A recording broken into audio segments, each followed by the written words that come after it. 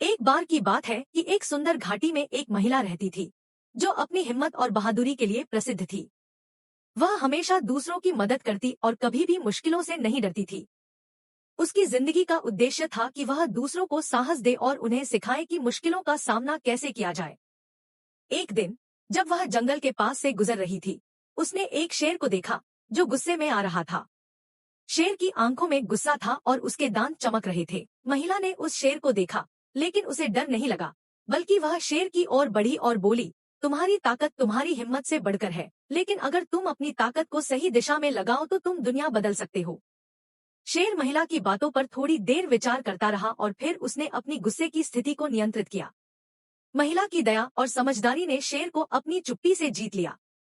इसी बीच आसमान में एक गरुड़ उड़ता हुआ दिखाई दिया। गरुड़ ने महिला और शेर को देखा और कहा, यह शेर तुम्हारी बातों से प्रभावित हो रहा है, लेकिन तुम्हें याद रखना चाहिए कि ताकत का सही उपयोग आदमी की समझ पर निर्भर करता है। महिला मुस्कुराई और बोली, तुम दोनों ने सही कहा, ताकत सिर्फ शारीरिक नहीं होती, बल्कि मानसिक और आत्मिक भी होती है।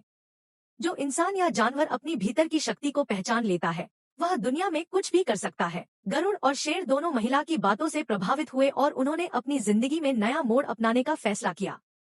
शेर ने अपनी ताकत का उपयोग दूसरों को नुकसान पहुंचाने के बजाय मदद करने के लिए किया, और गरुड़ ने आकाश की ऊंचाइयों में अपनी समझ को बढ़ाया।